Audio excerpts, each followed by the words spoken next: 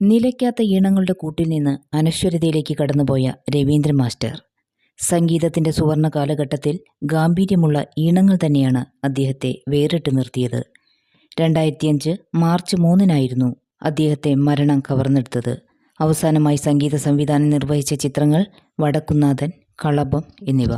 മലയാളത്തിലെ ഏറ്റവും ജനപ്രിയനായ ചലച്ചിത്രഗാന രചയിതാവും കവിയും തിരക്കഥാകൃത്തുമായിരുന്ന ഗിരീഷ് പുത്തഞ്ചേരി 2010 ഫെബ്രുവരി 10 ഈ ലോകത്തോട് വിട പറഞ്ഞു. മലയാള സിനിമയിലെ പ്രശസ്തനായ സംഗീത സംവിധായകനും കർണാടക സംഗീതജ്ഞനുമായ ദക്ഷിണാമൂർത്തി സാർ ഒരു കുടുംബത്തിലെ 4 തലമുറയിൽപ്പെട്ട ഗായകരെ കൊണ്ട് പാടിച്ച ചലച്ചിത്ര സംഗീത സംവിധായകൻ എന്ന ബഹുമതിയും നേടിയിട്ടുണ്ട്. അഗസ്റ്റിൻ ജോസഫ് ഭാഗവതർ, അദ്ദേഹത്തിൻ്റെ പുത്രൻ ഗാനഗന്ധർവൻ പത്മവിഭൂഷൺ ഡോക്ടർ KJ യേശുദാസ്, യേശുദാസിൻ്റെ പുത്രൻ വിജയ് യേശുദാസ്, വിജയിൻ്റെ പുത്രി അമേയ എന്നിവരാണ് ആ 4 തലമുറകളിലെ ഗായകർ. സംഗീത ലോകത്ത് നിറസാന്നിധ്യമായിരുന്ന ദക്ഷിണാമൂർത്തി സാർ 2013 ഓഗസ്റ്റ് 2 അന്തരിച്ചു. എസ് ബാലകൃഷ്ണൻ. എണ്ണത്തിൽ കുറവെങ്കിലും സൂപ്പർ ഹിറ്റുകളായി മാറിയ ഗാനങ്ങൾ ഇദ്ദേഹം ചിട്ടപ്പെടുത്തിയിട്ടുണ്ട്. 2019 ജനുവരി 17 ഇദ്ദേഹം അന്തരിച്ചത്. ഇന്ത്യൻ ചലച്ചിത്ര മേഖലയിലെ പ്രമുഖനായ ഒരു സംഗീത സംവിധായകൻ ബോംബെ രവി എന്ന പേരിൽ അറിയപ്പെട്ട രവിശങ്കർ വർമ്മ അനേകം ഭാഷകളിലെ ചലച്ചിത്രങ്ങൾക്ക് സംഗീതം പകർന്നിട്ടുണ്ട്. 1986 ബോംബെ രവി എന്ന പേരിൽ മലയാള ചലച്ചിത്ര രംഗത്ത് കടന്നുവരുന്നത്. നഖക്ഷതങ്ങൾ എന്ന ചിത്രത്തിലെ മഞ്ഞൾ പ്രസാദവും നെറ്റിയിൽ ചാർത്തി എന്ന ഗാനത്തിലൂടെ മലയാളത്തിൽ അരങ്ങേറ്റം കുറിച്ചു.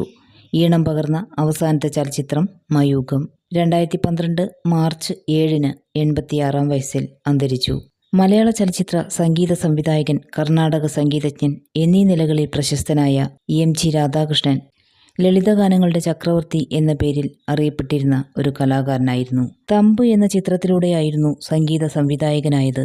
നിരാശയും സ്നേഹവും തുളുമ്പുന്ന പ്രേക്ഷകർക്കിഷ്ടപ്പെട്ട അനേകം ഗാനങ്ങൾ അദ്ദേഹം തീർത്തു.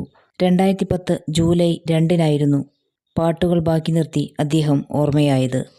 മലയാളത്തിലെ പ്രശസ്ത ചലച്ചിത്ര സംഗീത സംവിധായകനായിരുന്ന G ദേവരാജൻ മാസ്റ്റർ 300-ലേറെ മലയാള ചലച്ചിത്രങ്ങൾക്ക് ഈണം പകർന്നിട്ടുണ്ട്. മലയാളത്തിൽ ഏറ്റവും കൂടുതൽ ചലച്ചിത്രങ്ങൾക്ക് സംഗീത സംവിധാനം നിർവഹിച്ചതും ഏറ്റവും കൂടുതൽ ചലച്ചിത്ര ഗാനങ്ങൾ സൃഷ്ടിച്ചതും ഇദ്ദേഹമാണ്. 78 വയസ്സിൽ 2006 മാർച്ച് 15 ഇദ്ദേഹം അന്ത്യയാത്രയായത്. ഇന്ത്യയിലെ സംഗീത സംവിധായകരിൽ പ്രമുഖനായിരുന്നു സലിൽ ചൗധരി. ഹിന്ദുസ്ഥാനിക്കും കർണാട്ടിക്കിനും പുറമെ കിഴക്കേന്ത്യൻ സംഗീതത്തിന് സിനിമയിൽ സ്ഥാനമുണ്ടാക്കിയത് ഇദ്ദേഹം.